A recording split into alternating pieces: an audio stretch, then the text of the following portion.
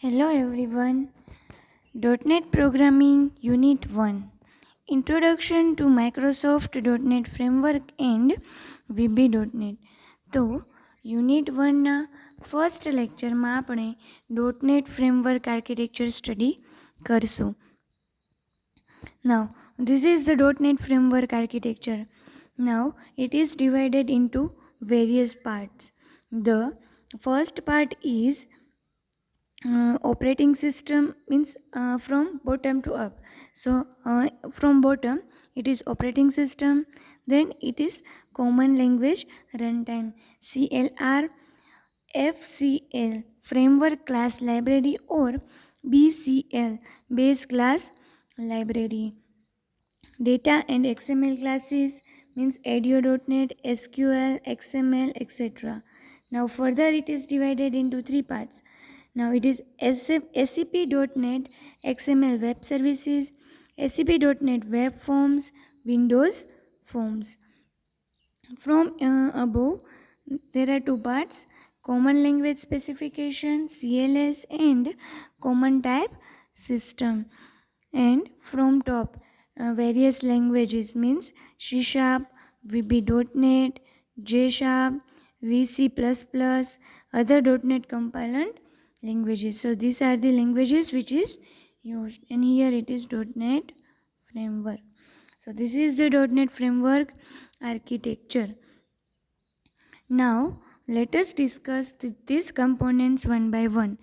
So these are the list which components is used. First is CLR, second is BCL, third is data and XML classes, fourth is applications, fifth is CTS, sixth is CLS, seventh is assemblies, eighth is jitter, and ninth is garbage collection. So we discuss it one by one. Now CLR. The full form of CLR is Common Language Runtime. The heart of the .NET framework is CLR. CLR manages the execution of the whole application. Why it is heart of the .NET framework? Because it manages the execution of whole application. In the CLR code is expressed as the bytecode called the MSIL code. Now CLR code is expressed as the bytecode and it is called MSIL code. Developer using the CLR write code in a language such as C# or VB.NET. At compile time, a .NET compiler converts such code into MSIL code. So in CLR, while using CLR, developer writes their code in languages such as C# or VB.NET. But at compile time, .NET compiler what do?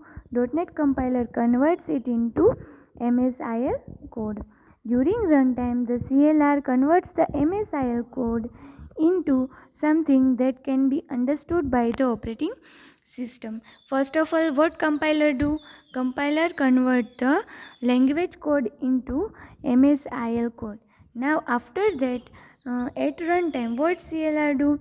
CLR converts the MSIL code into something that means what language is operating system understood. In that language, CLR converts the MSIL code. Now second is base case library. So the .NET framework class library includes huge collection of reusable classes, interface, and value types that easy and optimized and integrated with the CLR. Base class library, what is use? What is the use of base class library? That .NET framework class library includes huge collection of reusable class, interface, and value types that is easy and optimized and which is integrated with the CLR. So the task or the main focus of base class library is it includes various types of classes, interfaces, value types. From that we can easily and optimized with integrated with the CLR. Now third is data and XML classes. What is the task of data and XML classes? Now, these classes extend the BCL, means base class library, to support data management and XML manipulation. So, now base class library includes various types of classes, interfaces, value types to easy optimize and integrated with CLR. Now these classes are extended in data and XML classes to support data management and XML manipulation, extensible markup language manipulation. Now, fourth is applications. Applications are the interface between user and computers that allow .NET to interact with the outside world. Now, what are the tasks of application? That application is useful for the interconnect user and computer. So, it provides a communication between users and computers so that .NET language, .NET framework architecture is connect with outside world.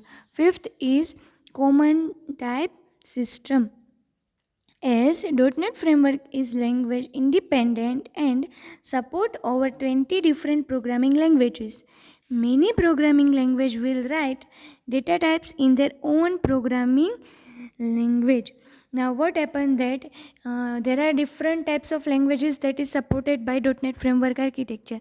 Now all of this language uses different notation and data types, and the many and all of these are write with such data types and in their own programming language. So to support these different languages and different data types, common type system is used.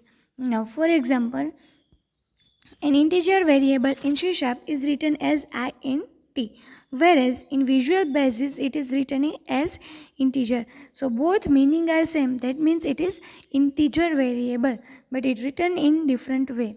So what is the task of CTS? That it understand that in C# int means integer, and in Visual Basic also integer means integer value. So CTS defines the basic data types that IL understand, intermediate language understands. This makes it possible for the two languages to communicate with each other by passing or receiving parameters to or from each other. Now, what happened with this communication? That two languages can communicate with each other by passing or receiving the parameters. Now, sixth is Common Language Specification. Now, CLS is a document that says how computer programs can be turned into bytecode. So, CLS defines a subset of CTS. How computer programs can be converted into bytecode, which is defined in Common Language Specification. So, it is a one type of document. Now, seventh is assemblies. An assembly is the actual .dll file on our hard drive where the classes in the .NET framework are stored. So, what is DLL file? Is to which is used to which is stored in hard drive, and where the classes in the .NET framework are stored. Now, eighth is just-in-time compiler.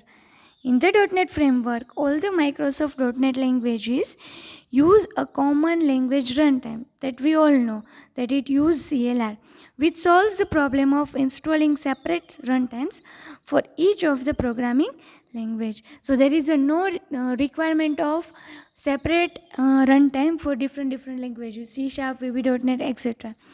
So, before the MSIL can be executed, it must be converted by JIT, just-in-time compiler, to native code, which is CPU specific code. Now, before MSIL code is executed, it must be converted by JIT to native code, which means the particular CPU specific code. Now, Ninth is IL, means intermediate language.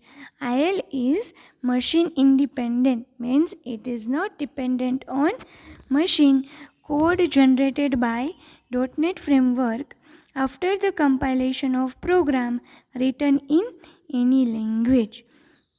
Now, it is machine independent code and it is generated by .NET Framework after the compilation of program, which program is written in any language. Now, 10th is garbage collection. The .NET Framework provides a new mechanism for releasing unreferenced objects from the memory. This process is called garbage collection. So, the unreferenced object means these objects are no more required, which are releasing, means which are deleted, one type of deletion operation.